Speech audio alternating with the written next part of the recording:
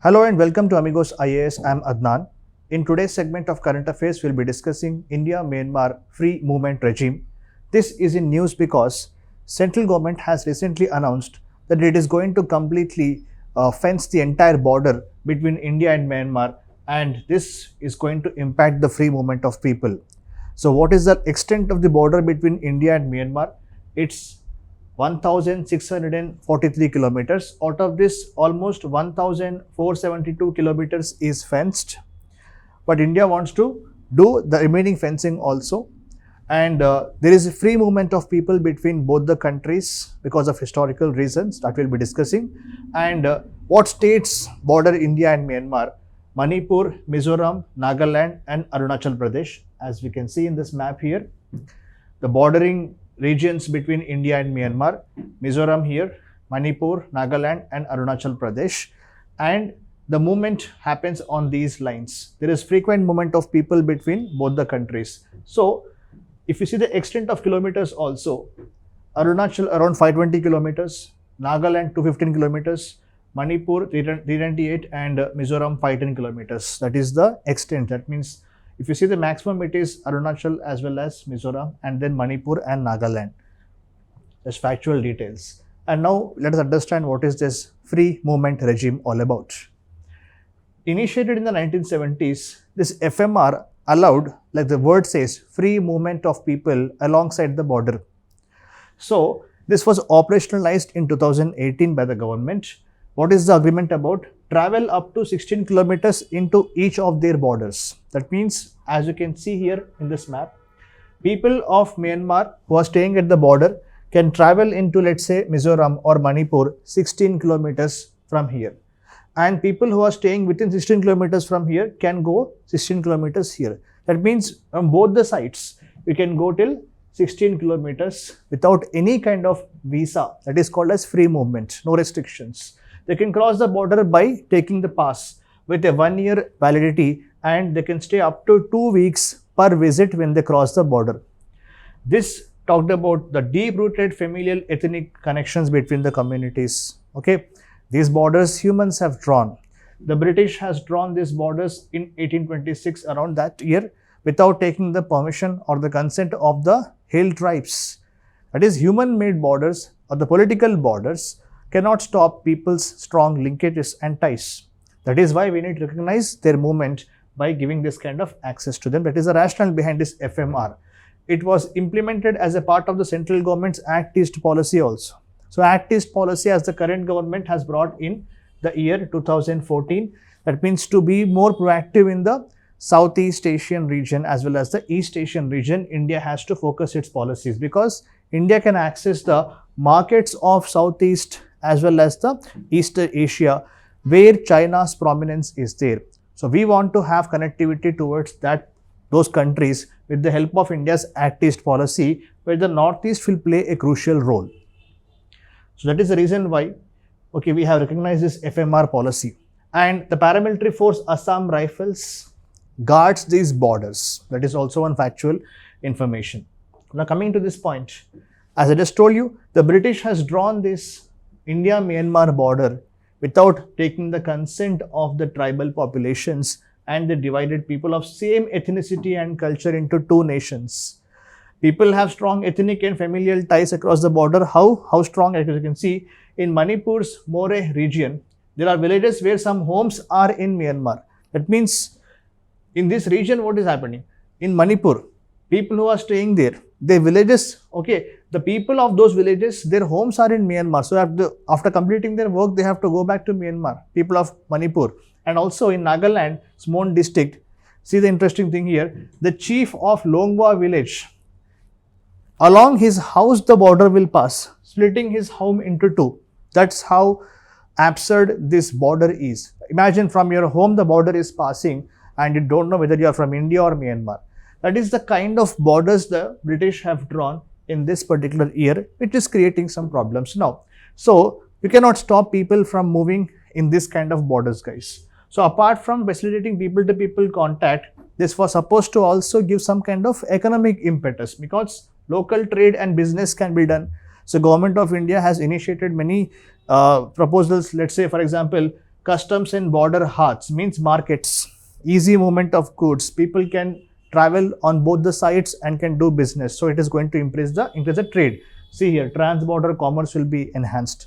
And next one, given the low income economies, of course, such exchanges are very important for the local livelihoods who are staying there. Rough terrains are there, lot of vegetation is there, rivers, ravines, gorges. So in this kind of area, sustaining the economy is not so easy. That is why these kind of initiatives are very important. So FMR also has a component of economic aspect as well. Fine. So for border people in Myanmar too, Indian towns are very easy to access for the business, education and healthcare than in their areas, because it is easy for them to reach India for their health, education and business than go to the Myanmar. That is how this importance of the border is. Now a question comes here, then why the government wants to scrap this? Because of the misuse sometimes. What is happening here? Insurgents to flee to Myanmar after carrying out attacks on the Indian side. This is a long standing thing that many times some of the rebel groups or tribal groups in Myanmar offer support to those insurgents who want to separate from India.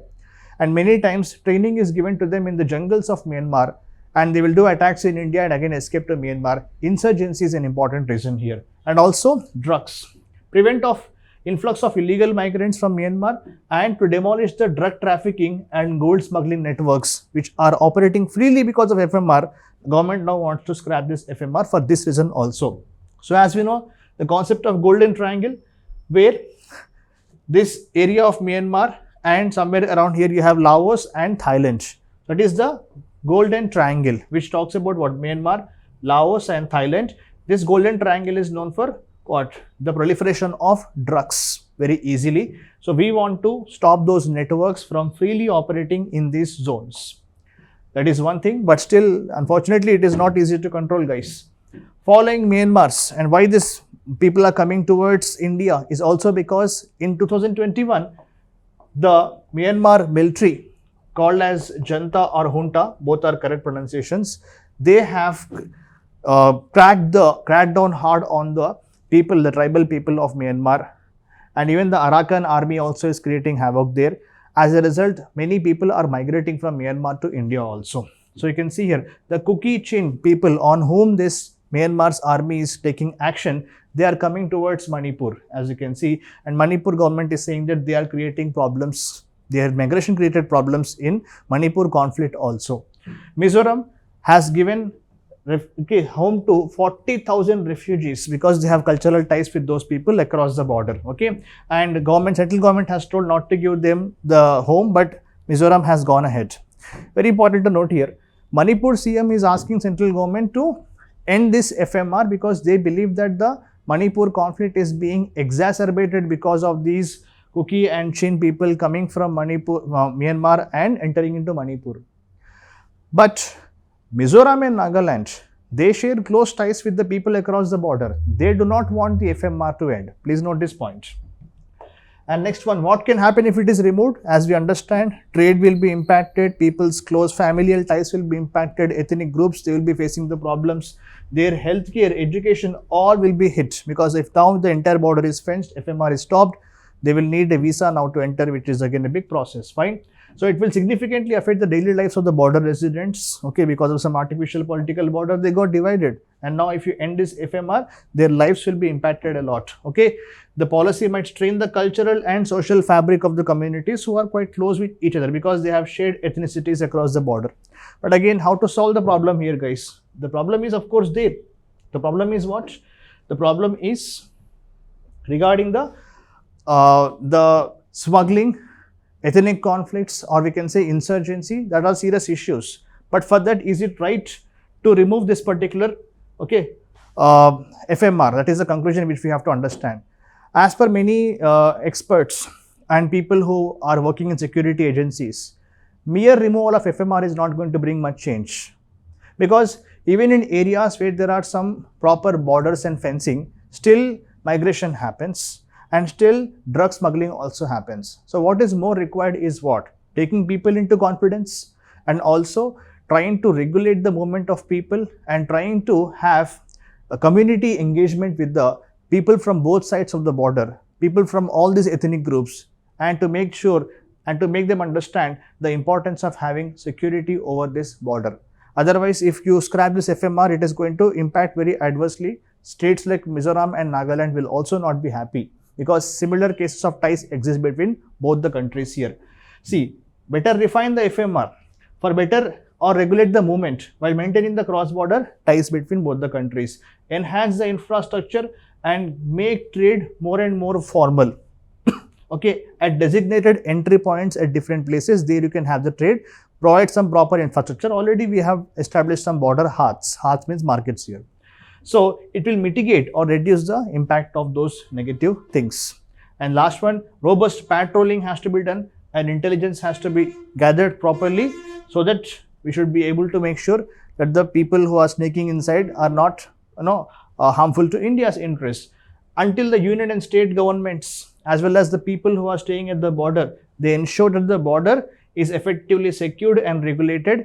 If you scrap FMR, it is not going to make much difference because already in September 2022, Manipur has stopped this FMR, but it has not changed the nature of conflict in Manipur. So I hope you understood the point. Mere scrapping of FMR is not going to solve the issues. You have to properly refine the movement of the people and also take all stakeholders into confidence, establish proper infrastructure. That is the biggest task, of course, quite easy to say but difficult to do. That should be done. Then only we are going to have proper cross-border ties by refining this FMR, guys. That is the learning from this particular chapter, from this session. And do also read up on the special provisions given to Assam, Meghalaya, Nagaland, Mizoram, 6th schedule. Manipur is not there in that, but special provisions are there for Manipur. And also look at the maps because questions can be asked from the maps, and some of the ethnic groups also have an eye on those, like Meiteis as well as Kukis, Nagas. See their geographical extent of these particular groups. They can be asked in the exam. Both in prelims and mains, this topic is helpful. In GS 2 because India-Myanmar relations, international relations and security purpose, GS 3.